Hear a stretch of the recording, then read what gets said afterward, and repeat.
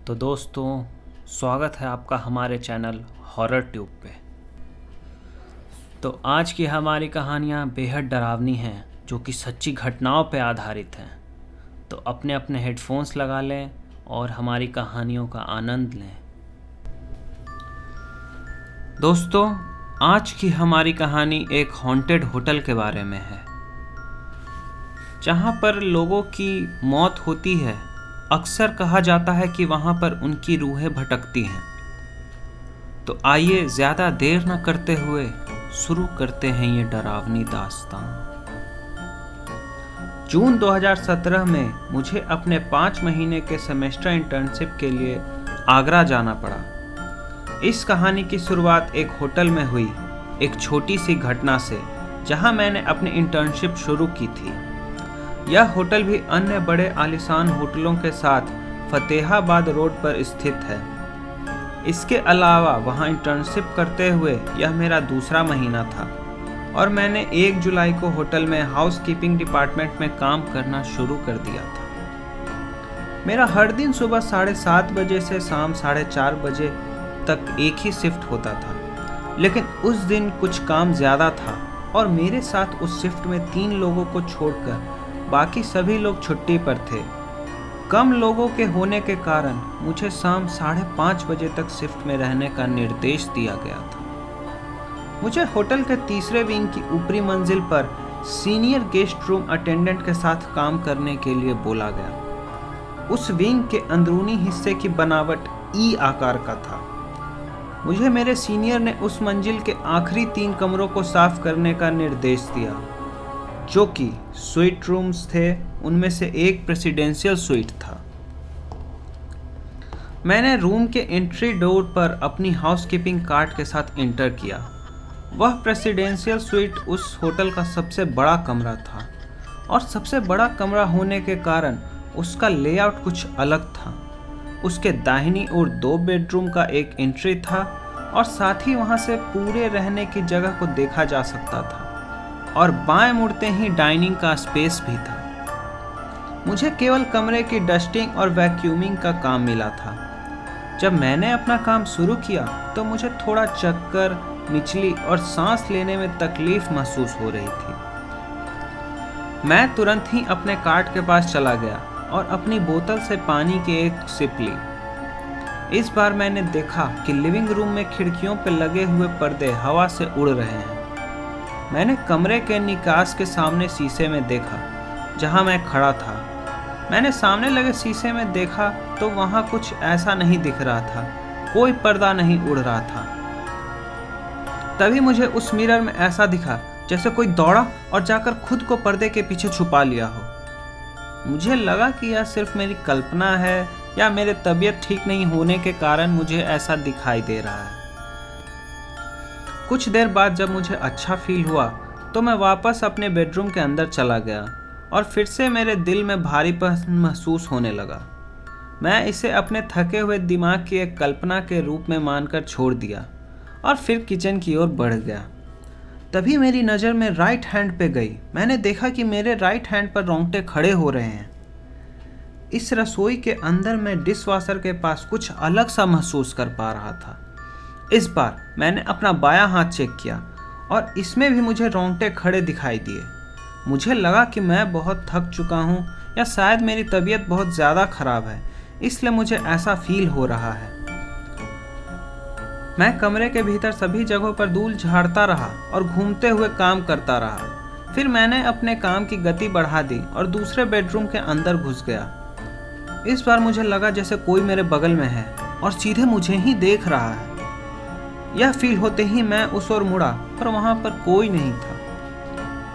लेकिन मुझे जल्दी से जल्दी अपना काम खत्म करना था, इसलिए मैं जल्दी से अपने कार्ट के पास गया और मुझे तब एहसास हुआ कि जब भी मैं दरवाजे के बाहर खड़ा होता हूँ तो मुझे बेटर फील होता है। मैंने फिर अपनी वैक्यूम क्लीनर ली और अपना काम जल्द से जल्द खत्म करने का फैसला किया। जब मैंने कमरे को वैक्यूम क्लीनर से साफ करना शुरू किया तो मुझे लगा कि कोई व्यक्ति लिविंग रूम के ठीक बीचों बीच खड़ा है और मुझे ही घूर रहा है। यह देखते हुए भी मैं वहां साफ सफाई करता रहा। जब मैं फिर से किचन में गया तो मुझे फिर से वही ठंडक महसूस हुई जिससे मेरे रोंगटे खड़े हो गए। किचन को जैसे तैसे वैक्यूम करने के बाद मैं बेडरूम के अंदर वापस प्रवेश किया तो मुझे लगा कि कुछ सेकंड के लिए कोई मेरा गला घोंट रहा हो। मेरी सांस फूल गई और मैं हाँफने लगा। मुझे अचानक लगा कि कोई मेरे कंधे पर टैप किया। बस कुछ ही देर में मेरा हाउसकीपिंग सीनियर्स वहाँ आ गए और जब वह आए तो मुझे उन्हें देखकर काफ़ी राहत महसूस हुई। मेरे सीनियर ने मुझे चिंता से देखा और मुझसे पूछा कि क्या मैं ठीक हूँ। मैंने यह कहते हुए जवाब दिया कि हाँ, मैं बिल्कुल ठीक हूँ। उसने जल्दी से मेरे हाथ से वैक्यूम क्लीनर लिया और बहुत ही ज़्यादा तेज़ी से वैक्यूम किया।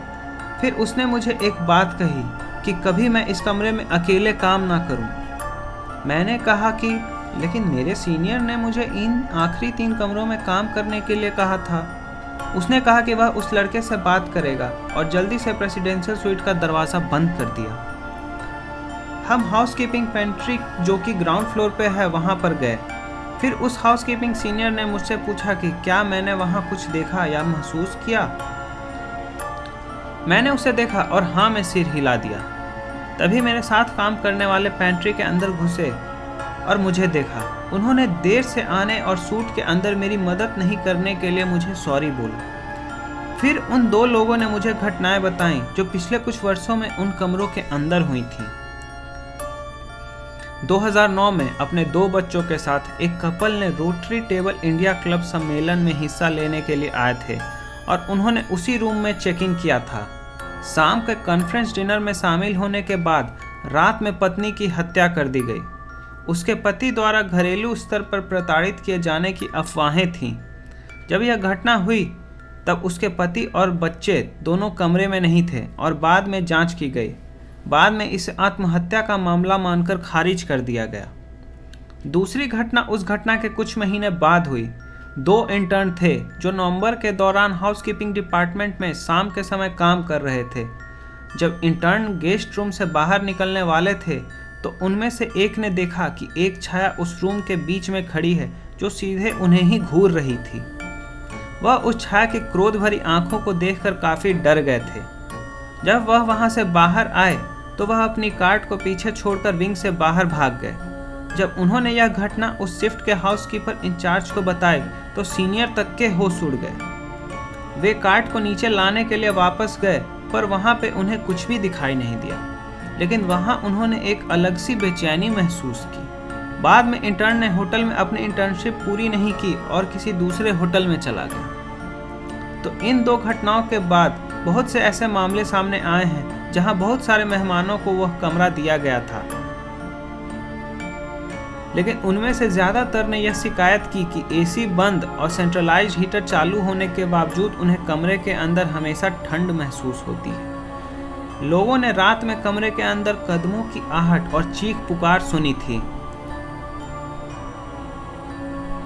मेरे सीनियर्स ने मुझे बताया कि जब भी उस कमरे को साफ करना होता है तो हमेशा 3-4 हाउसकीपर एक साथ उस कमरे में काम करते हैं। सीनियर जो अपने सहयोगी की तलाश में ऊपर आया और मुझे देखा, उसने कहा कि अगर आपको कुछ महसूस हुआ तो डरने की ज़रूरत नहीं है। वहाँ उस कमरे में बहुत से लोगों ने हमेशा कुछ सुना या देखा है। मुझे नहीं पता मैं इस पर विश्वास करूं या नहीं, क्योंकि मैं इसे अपनी थकान के कारण घटी एक घटना मानता हूं। लेकिन कौन जाने, शायद वहां कुछ ऐसा था जो मुझे नुकसान पहुंचाने वाला था, लेकिन मैं बच गया। तो दोस्तों, आपको हमारी आज की कहानियाँ कैसी लगी हमें कमेंट करके ज़रूर बताएं और ऐसी ही ढेरों कहानियाँ सुनने के लिए हमारे चैनल को सब्सक्राइब करें और बेल आइकन ज़रूर दबाएं। और अगर आपको हमारी कहानियाँ अच्छी लगती हैं तो अपने फ्रेंड्स के साथ भी इन कहानियों को ज़रूर शेयर करें।